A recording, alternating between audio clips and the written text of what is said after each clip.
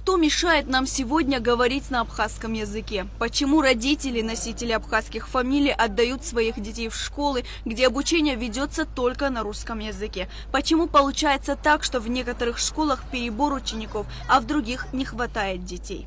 На сегодняшний день в Сухуми 10 русских школ. В 5 из них есть абхазский сектор, а в остальных нет. В столице 3 абхазских и 1 армянская школы. В этом году в 14-й русской школе, которая находится на турбазе, не смогли открыть абхазский сектор из-за того, что не было абхазоговорящих детей. Родители отказываются отдавать своих детей в абхазский сектор, объясняя это тем, что они не могут заниматься с детьми. Им тяжело выполнять задания на абхазском. А ведь здесь стоит отметить, что главное, чтобы ребенок слышал родную речь в семье. В абхазском секторе было 2 детишек, но одна мама сказала: я не могу, здесь 2 всего детей, и перевела она в другую школу ребенка. И остался 1 ребенок только. В конце учебного года, в мае месяце, мы каждый год занимаемся переписью детей. 5-леток, 6-леток и до 15 лет. Естественно, мы планируем, сколько деток могут к нам прийти теоретически. И весь микрорайон, начиная с Белого моста и заканчивая Ущельем, закреплены за определенными педагогами. И когда они начинают приглашать в школу, у нас есть и абхазский сектор, и русский сектор, большая часть нам дает ответ: мы идем в 10-ю, мы идем в 1-ю школу. Мы, если в русский сектор придут. Да, приводят детей с абхазскими фамилиями, но, к большому сожалению, или ребенок не понимает вообще, или смешанная семья, большая часть. Есть семьи, конечно, где и мама абхазка, и папа абхаз, и владеют абхазским языком, но они нам отвечают: мы хотим, чтобы на русском языке обучался наш ребенок. В 14-й школе на сегодняшний день обучаются 472 ученика, а в 1 класс пришли 45 детей. Из них практически на абхазском никто не говорит, но почти все они абхазы. Там максимум 2-3, которые понимают язык, а так в основном не разговаривают на абхазском. Все дети абхазы или смешанные? Нет, смешанные. Здесь разные национальности: и армяне, и абхазы, и русские, и узбеки. Смешанные все. Абхазов больше или? Да, в этом классе абхазов больше. У каждого педагога абхазского сектора есть свой кабинет. Учителя готовы оставаться и после уроков, чтобы заниматься с детьми, причем бесплатно. Но даже это не стимулирует родителей, отмечает директор школы Рита Бения. И такая картина сохраняется уже 2 года. У нас есть абхазский сектор в 3 классе, в 4 классе, 6 класс есть, 7, 8, 11 у нас есть. Ну, где-то 4 человека, где-то 7, где-то 8 человек, где мы смогли.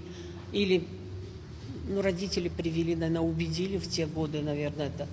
А последнее время, вот последние 2 года нам очень сложно. Мы очень переживаем. Мы же не только уроками и изучением языка занимаемся, мы же готовим их потом более позже и ко всяким конкурсам, олимпиадам. И, к сожалению, я боюсь, мы подойдем ко времени, когда некому будет читать даже стихотворение на каком-то конкурсе на абхазском языке. Ситуация, возможно, поменялась бы, если набор в школы осуществлялся по микрорайону, отмечает Рита Бения. Чаще всего родители нам ответ дают: если бы я хотел бы в абхазский сектор, я бы отдал бы в абхазскую 10-ю школу или в 1-ю. Наш микрорайон весь уходит туда. Переполнены, где 150-160 первоклассников набирают и не умещаются в школы. А есть школы, где нет мало детей. А если по микрорайону, и не были бы они переполнены, ни 2-я, ни 3-я, ни 10-я, наверное. Такая же ситуация и в 13-й школе. Из-за того, что нет абхазоговорящих детей, не смогли открыть абхазский сектор. Здесь в абхазском секторе остался только 4 класс. То есть, если вначале мы говорили, что 5 русских школ с абхазским сектором, то скоро придем к тому, что их будет 3, поскольку в 13-й и 14-й школах потихоньку закрываются классы. Возможно, у нас в государстве нет такой программы, которая прямо обязывает всех учить родной язык, потому что у нас дело производства на русском, и все вот собрания, совещания всякие на любом мероприятий, все это проходит на русском языке. И необходимости в том, чтобы трудиться над родным языком, нет. Мне кажется, вот это тоже важное значение имеет. Если бы родители, допустим, осознавали бы вот это вот, осознанно отнеслись бы к этому, и каждый бы пошел бы в школу, которая находится в его районе, конечно, ситуация была бы намного проще. Ну, это родителям сложно объяснить, что вот идите к себе в район, а вот совсем их не принимать. Вот родитель захотел прийти в школу, допустим, с нового района в 4-ю школу. Ну вот такого закона, который запрещал ему это делать, нет такого закона. И мы пытаемся иногда, конечно, как-то объяснить, но это пока не очень хорошо работает.